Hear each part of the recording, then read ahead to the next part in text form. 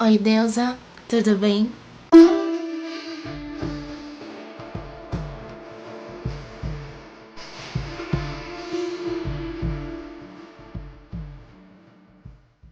Todo ser humano nasce com a eternidade no coração.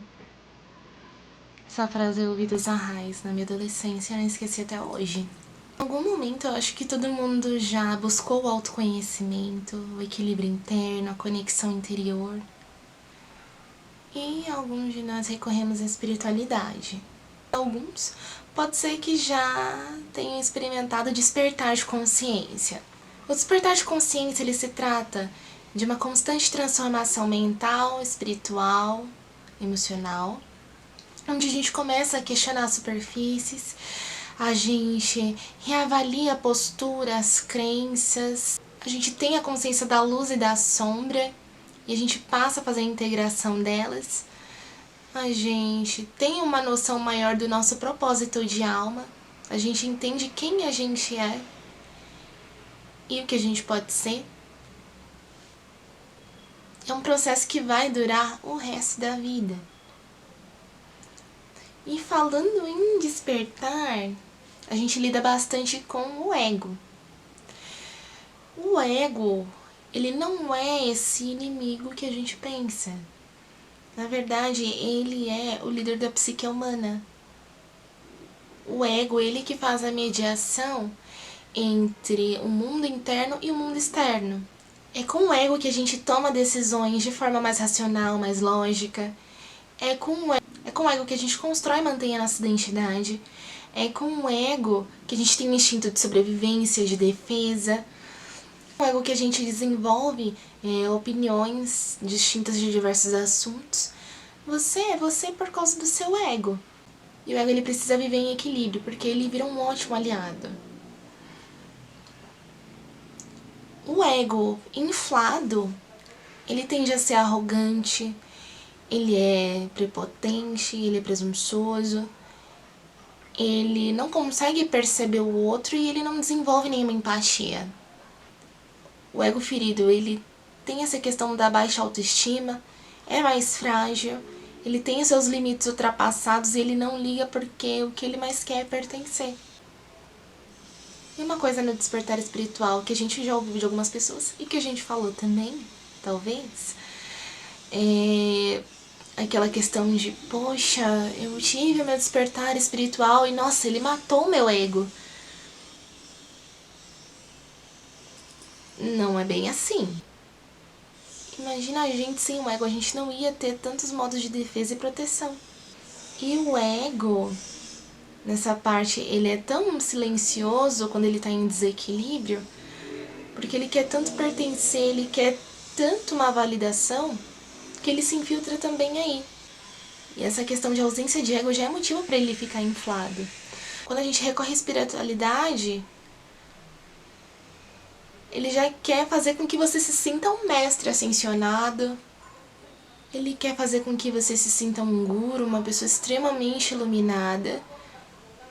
E não é bem isso. E a gente vê bastante também com essa crescente das redes sociais, as pessoas documentando quase que em tempo real seu momento devocional. Elas mudaram completamente sua estética, sua playlist. Isso faz a gente entender a espiritualidade alternativa, ou espiritualidade universalista mesmo, como algo que tivesse só uma única roupagem.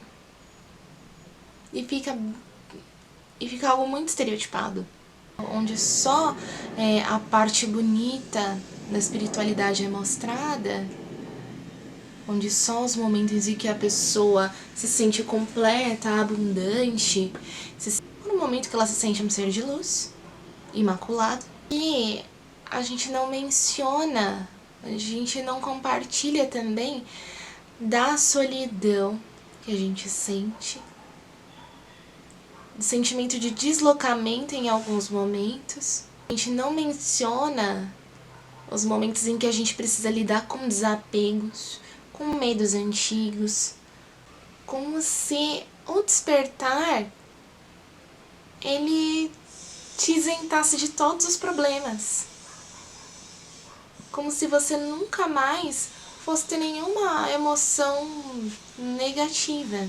E aí que entra também a positividade tóxica, onde você precisa viver bem, grato, radiante e agradecendo qualquer coisa horrível que tenha acontecido na sua vida. Mas os sentimentos ruins que a gente tem não são para serem colocados debaixo do tapete, eles não são para serem ignorados. Eles precisam ser sentidos. E aí sim transmutados, porque não é o ideal a gente transmutar as emoções sem que elas passem. E as pessoas que compartilham da sua espiritualidade não causem em outras pessoas um sentimento de que elas não são despertas o suficiente porque elas em algum momento se compararam, porque elas ficaram frustradas, porque elas sentiram raiva em alguma ocasião, ou se em algum momento elas sentiram algum vazio, porque isso é algo absolutamente normal na jornada que a gente vive, que é um despertar espiritual. Ele tem o seu start, mas só que ele não tem fim. E no decorrer dos anos vão ser uma série de novos despertares que vão acontecer com a gente. O despertar não é para te livrar de uma versão horrível sua, e nem de um sofrimento absurdo. Ele pode te ensinar a lidar com esse sofrimento, e ele também pode fazer você olhar mais para dentro. O despertar, ele vem também com muitas correções, com muita autocrítica. Ele vem com tantas outras questões.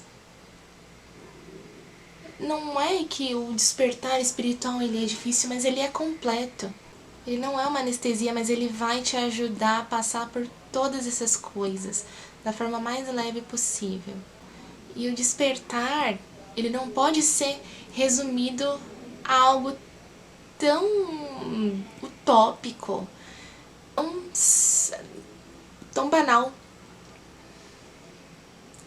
Porque quando nossa consciência ela se desperta, é algo tão grande. Ele aparece de várias formas. E não é necessário que você esteja em um ashram ou em algum outro templo participando de algum culto específico. Ele acontece dentro. E a espiritualidade ela dá um jeito de chegar até você. O despertar ele não exige tanta firula. Ele só precisa que você esteja entregue e aberto. O despertar ele não existe para te fazer um grande sacerdote ou que você sirva em algum lugar.